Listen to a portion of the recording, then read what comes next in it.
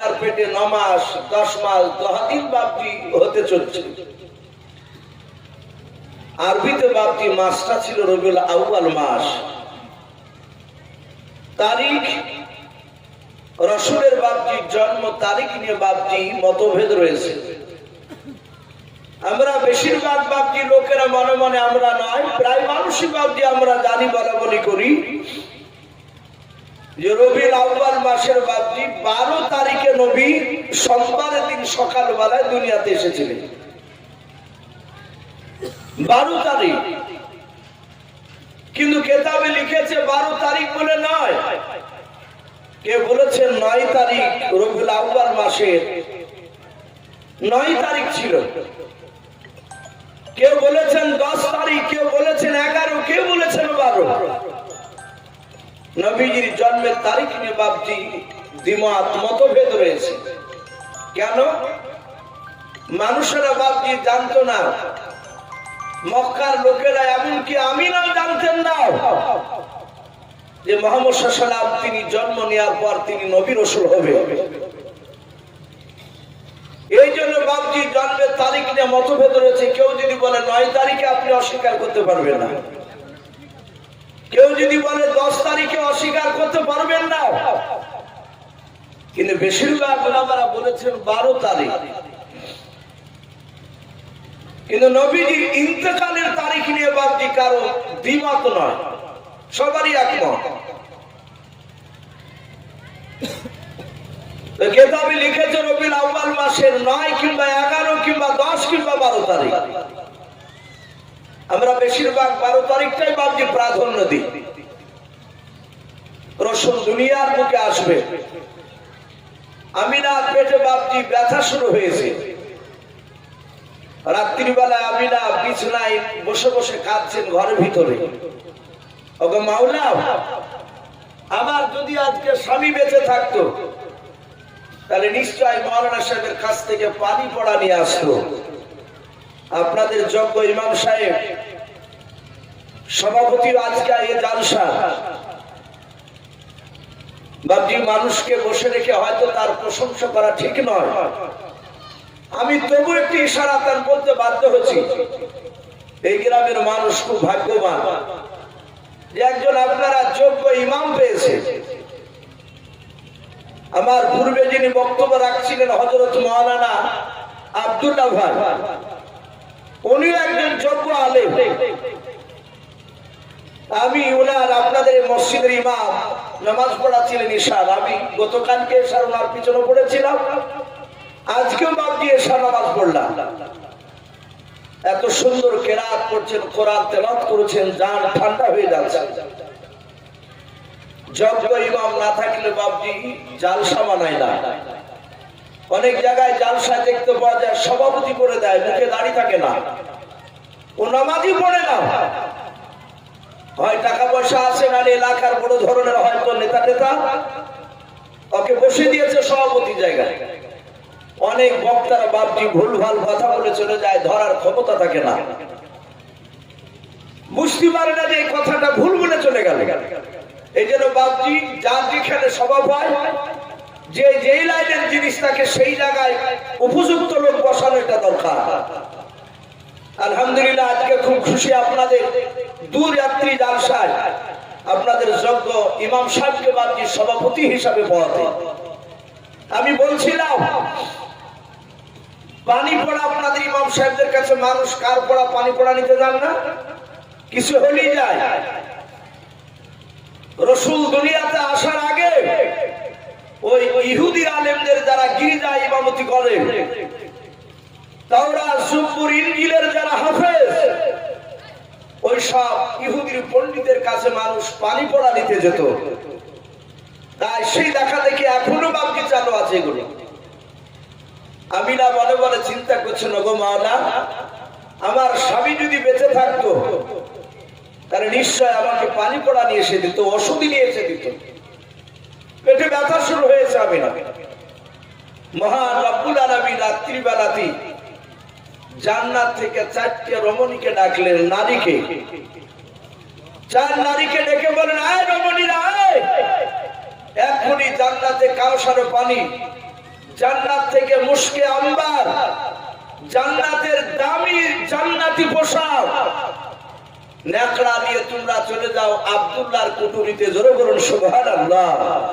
ওই আমিনার ঘরে চারটি অপরিচিতা নারী, তারা আমিনা, কেউ তাদেরকে চিনে না।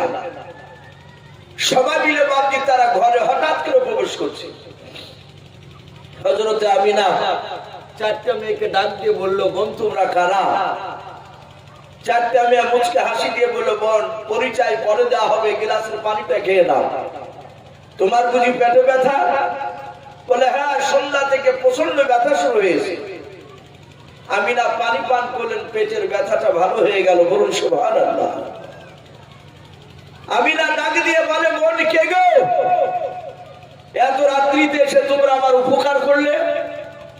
বলে তোমার পেটে যে বাচ্চা আছে, সে বাচ্চাটাকে আমরা স্বাগতম জানাতে এসেছি। জোরে বলুন সুবহানাল্লাহ।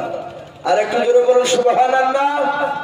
হযরত বাপজি আপনার আমিনা পেটে বাচ্চা রয়েছে, রসুল তখনও জন্ম নেয় নাই। কেতাবে লিখেছে বাপজি, নবী রাতে জন্ম নিবে না দিনে জন্ম নিবে? রাতের ভাষায় রাত বাপজি দিনকে ডেকে বলে, দিন তোর যে আমার মর্যাদা বেশি হয়ে যাবে। বলে কেন? বলে রাত্রিবেলায় রাসূলুল্লাহ জন্ম নিবে, তোর সে দাম বেড়ে যাবে। আবার দিন বললো জন্ম নিয়েছে, বলে ন্যায়নি নিবে। বলে এই রাতের বেলা রাসূল জন্ম নিবে না, দিনের বেলা জন্ম নিবে, তোর যে মর্যাদা আমার বেশি হয়ে যাবে। বাপজি নবী মক্কাতে জন্ম নিয়েছিলেন, মদিনার তখন দাম ছিল না। নবী আমার মক্কা থেকে হিজরত করে যখন মদিনাতে গেলে, তখন মদিনার দাম এত বেড়ে গিয়ে পৃথিবীর মধ্যে বাপজি প্রতিটা মানুষ আমরা বলি সোনার মদিনা। জোরে বলুন সুবহানাল্লাহ। বলি নাই সোনার মদিনা? এত দামি জায়গা। হাজী সাহেবরা হজ করে আসলে জিজ্ঞাসা করায়, ভাই মক্কার মানুষ ভালো না মদিনার মানুষ ভালো? প্রতিটা হাজী সাহেবের একই উত্তর, বলে যে পৃথিবী, শুধু মক্কা কেন গোটা পৃথিবীর মধ্যে মদিনার মতো মানুষ পাওয়া যাবে না। এত ভালো জায়গা। আর ভালো হবে না কেন? বিশ্ব নবী মদিনার মাটিতে শুয়ে আছে। নবী আমার আসবে রাতে না দিলে, রাত দিন বাপজি তারা দুজনায় ঝগড়া শুরু করেছে। তাই কবি বলে, আজ নবীর জন্ম দিবস রে মুমিন ভাই, আজ নবীর জন্ম দিবস, আজ নবীর জন্ম দিবস রে মুমিন ভাই, আজ নবীর জন্ম দিবস। ওই রাতে বলে আমার হবে, ওই দিনে বলে আমার হবে, রাতে দিনে ঝগড়া করে যায় রে মুমিন ভাই, আজ নবীর জন্ম দিবস, আজ নবীর জন্ম দিবস রে মুমিন ভাই, আজ নবীর জন্ম দিবস। আমার আল্লাহ ডাক দিয়ে বলেন, ওরে রাত দিন শুনে নাও, আমার নবীকে এমন আমি দুনিয়ার বুকে পাঠাবো, রাত্রি দাবি করতে পারবি না রাতের বেলা রাসূল এসেছে। ওরে দিন তো দাবি করতে পারবি না দিনের বেলা রাসূল এসেছে। ও বাপজি ভাইরা, আমরা সকলে জানি ফজরের আযান, মুয়াজ্জিন যখন আযান দেয়, আসসালাতু খায়রুম মিনান নাওম বলে না, ওই টাইমটাকে শুভে সাদিকের টাইম বলা হয় না। রাত না বাপজি, আপনার দিন ওই সকাল বেলায়, ভোর বেলায় আল্লাহর নবী জনাবে মুহাম্মদ রাসূলুল্লাহ সাল্লাল্লাহু তাআলা আলাইহি ওয়াসাল্লাম নাভি কাটা অবস্থায় এবং খতনা অবস্থায় দুনিয়ার বুকে জন্ম নিলেন। জোরে বলুন সুবহানাল্লাহ। নাভি কাটা অবস্থা। আমাদের বাচ্চারা সন্তানরা নাভি কাটা অবস্থায় জন্ম নেয়। বাবা বিশ্বনবী নাভি কাটা এবং খতনা অবস্থায় সিরাতে হাবিবে কিতাব দিতে লিখেছে, আর রাহিকুল মাকতুম কিতাবটি তো এসেছে। নবীজি চলে আসলেন, আমিনা রাসূলকে কোলে নিলেন। ওই মেয়েগুলো বাপজি জান্নাতি কাপড় দিয়ে বাপজি জোড়ে ধরলেন, মুশকে আম্বার লাগিয়ে দিলে। আমার দরুদ রাসূলকে বাপজি চুমা দিয়ে চারটে মেয়ে আমিনাকে রেখে দিয়ে বাপজি কোলে দিয়ে চলে যাচ্ছে। আমিনা ডাক দিয়ে বলে, ওগো বোনেরাও, কই তোমাদের পরিচয়টা আমাকে দিলে না? প্রথম নাম্বার মেয়েটা ডাক দিয়ে বলেছিল, আমিনা তুমি আমাকে চিনতে পারো না? বলে না। বলে আমিনা আমি হযরত আদম শফিউল্লাহ আলাইহিস সালামের অর্ধাঙ্গিনী বিবি হযরত মা হাওয়া আলাইহা সালাম। হযরত আমিনা তুমি এটাকে ডাক দিয়ে বলেছিলেন, ও বোন তোমার পরিচয়টা দিয়ে দাও। দ্বিতীয় মেয়েটা ডাক দিয়ে বলেছিল, বোন আমিনা আমাকে চিনতে পারো না? বলে নাও। বলে আমি হযরত ইব্রাহিম খলিলুল্লাহ আলাইহিস সালামের অর্ধাঙ্গিনী বিবি, আমি হযরত মা হাজরা আলাইহা সালাম। 2 নাম্বার 3 নাম্বার মেয়েটা ডাক দিয়ে বলেছিল, বোন আমিনা তুমি আমাকে চিনতে পারো না? বলে নাও। বলে আমি হযরত ঈসা রুহুল্লাহ আলাইহিস সালামের জনম দক্ষিণী মা হযরত মরিয়ম আলাইহা সালাম। 4 নাম্বার মেয়েটা মাথাটা নিচু করে দাঁড়িয়ে আছে। আমিনা ডাক দিয়ে বলেছিল, বোন তোমার পরিচয়টা তুমি দিয়ে দাও। 4 নাম্বার মেয়েটা ফেলফাল করে আমিনার দিকে চেয়ে বলেন, বোন আমার স্বামীর পরিচয় দিতে আমি বড্ড লজ্জা পাই। বলে লজ্জা পাওয়ার কারণ না, তুমি বলো ওরা যে হাসতে হাসতে তারা আনন্দ করে বলেছে কেউ নবীর মা, কেউ বলেছে নবীর স্ত্রী। ওরে বোন তোমার পরিচয়টা দিয়ে দাও। 4 নাম্বার মেয়েটা ডাক দিয়ে বলেছিল, বোন সারা পৃথিবীর মানুষ আমার স্বামীকে কেউ ভালো বলে না। কোরআন শরীফে বাপ যে বেঈমানের নামটা পাওয়া যায়, যে বেঈমান কোরআন শরীফে বাপ যে পাওয়া যায়। দুনিয়ার বুকে বাপ যে খোদা দাবি করেছিল, আনা রাব্বুকুমুল আলা, ওই বেঈমান ফেরাউনের বাপ যে বিবি হযরতে আসিয়া আলাইহিস সালাম। বলুন সুবহানাল্লাহ। 4টে মেয়ে বাপজি তাদের পরিচয় দিয়ে তারা অদৃশ্য হয়ে গেল।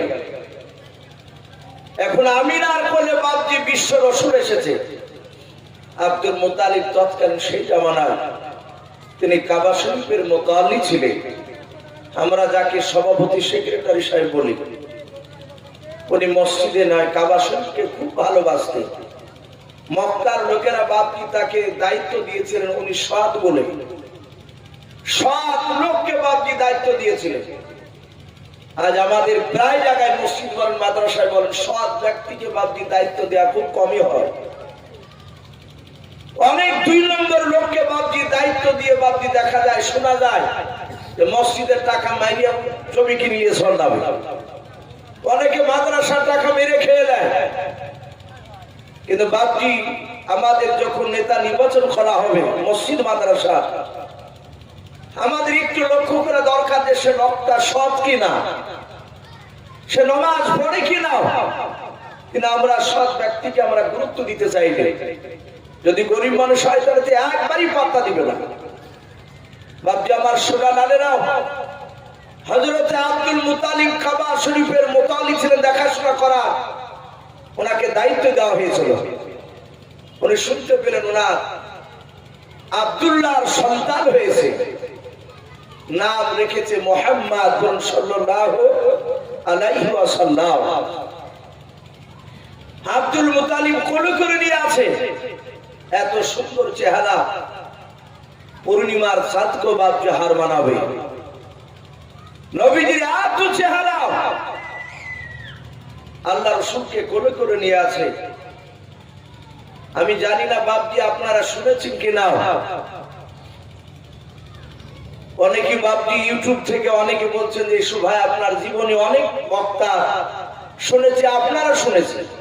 এই যে রেকর্ডিং গুলো হচ্ছে, এদের সাথে হয়তো ব্যক্তিগত বাপজি আমার এদের সাথে কোনো ব্যক্তিগত সম্পর্ক নেই। তারা হয়তো তারা দৌড়ে এসেছে, তাদের হয়তো চ্যানেলগুলো